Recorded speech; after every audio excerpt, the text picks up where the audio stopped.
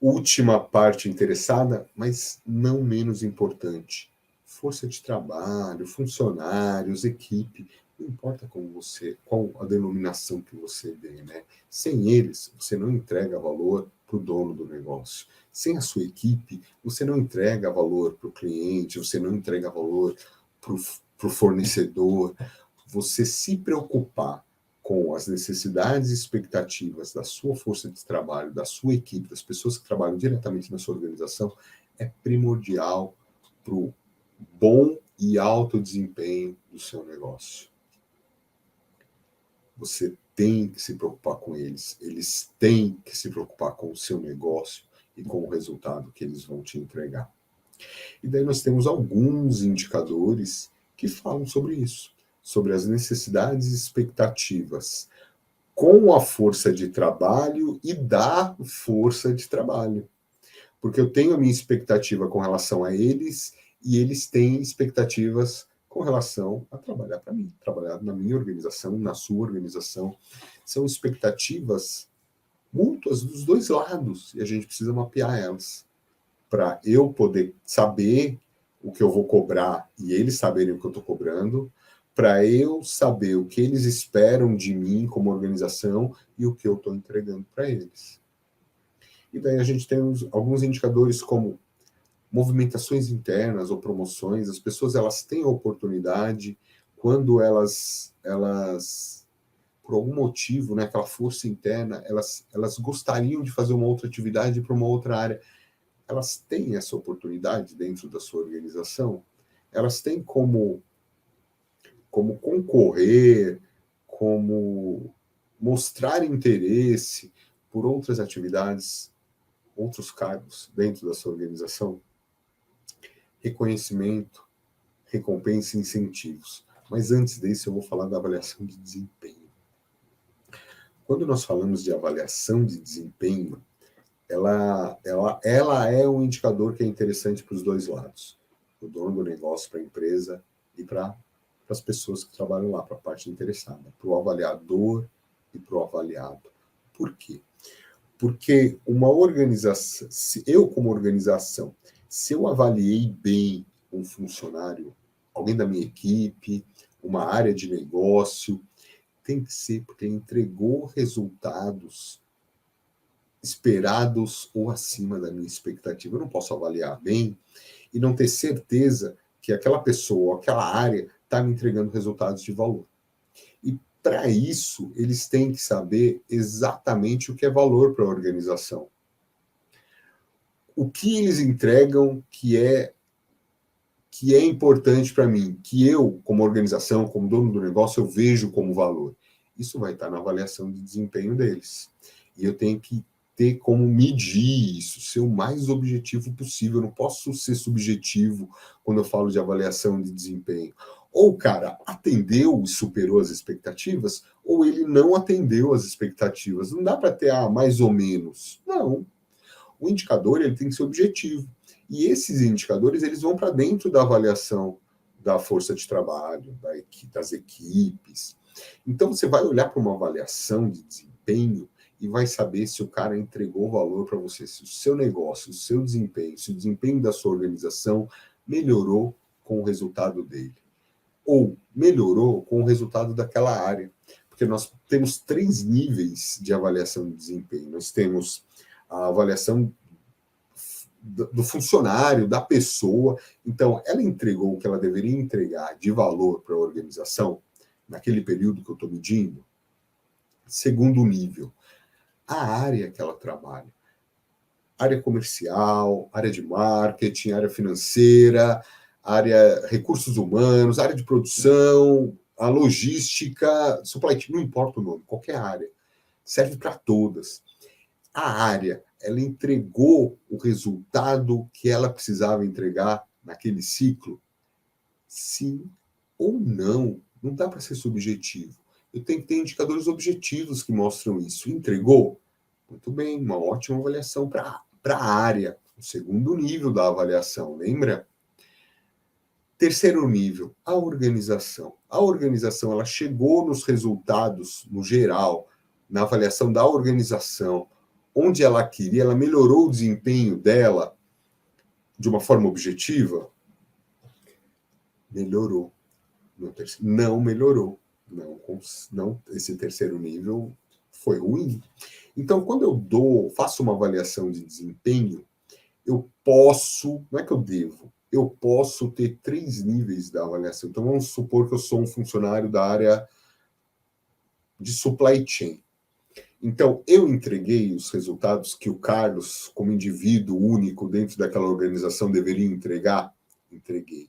Eu bati as minhas metas, eu olhei para custos, eu me preocupei com a satisfação do cliente de uma forma objetiva e os meus números mostram isso. Então, o Carlos teve uma avaliação boa. Olha que legal. A área que o Carlos trabalha, como foi a avaliação dela? Porque o Carlos foi bom, mas o resto das pessoas podem ter sido melhores, piores. Qual que foi o resultado da área? O resultado da área foi melhor ou pior? E daí eu tenho mais um nível nessa avaliação. E depois o da organização. Por que eu resolvi falar de avaliação de desempenho antes de falar de reconhecimento, recompensa e incentivos?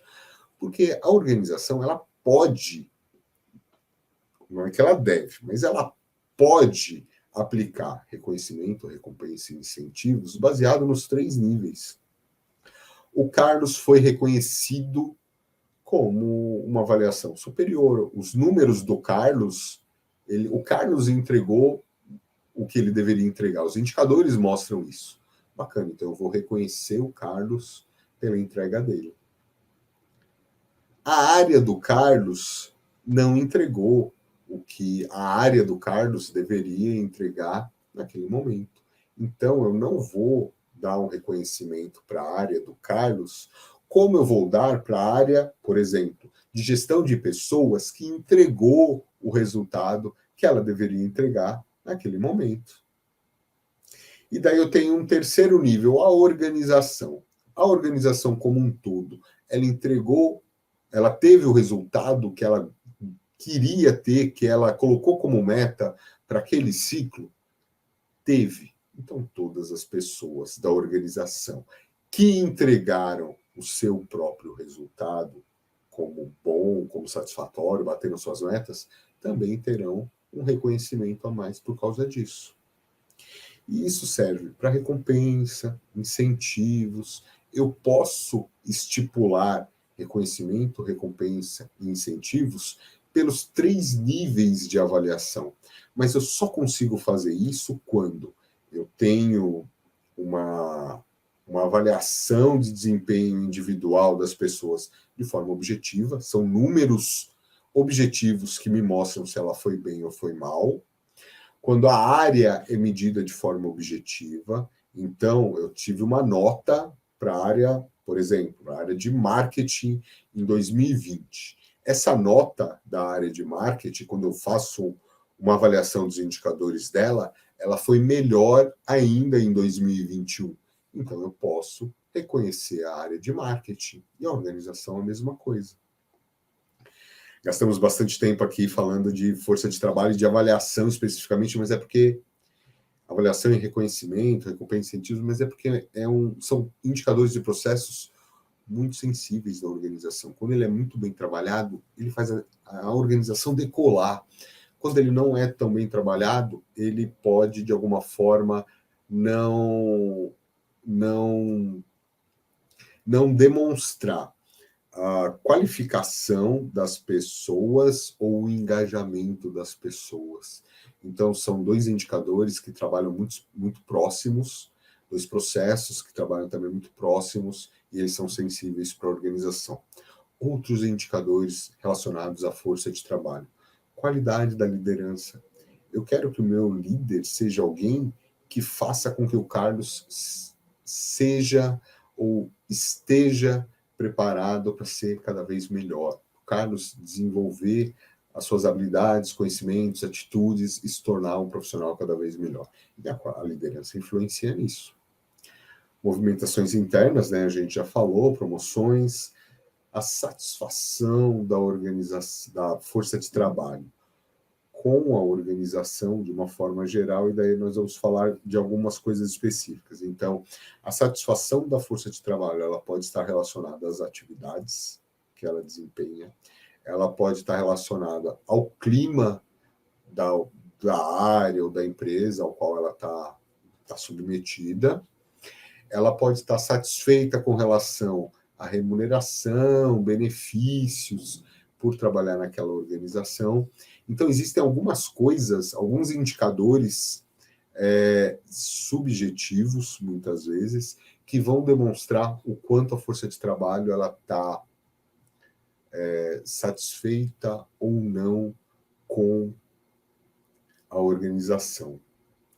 E nós temos alguns outros indicadores que promovem uma comparação quanto a isso, que a gente vai falar em seguida. Eu não vou falar disso agora, porque a gente já vai tomar esse assunto, mas eu também vou me aprofundar um pouquinho neles, tá bom? Então, aqui a gente falou de força de trabalho, a parte interessada, a força de trabalho. E na força de trabalho, eu, como organização, eu me interesso pelo desempenho dela, e ela, força de trabalho, ela se interessa pelo meu desempenho, ela tem necessidades e expectativas também, que essas necessidades e expectativas, elas são recíprocas para esses dois atores, né? E a gente precisa ter muito bem mapeado todos eles.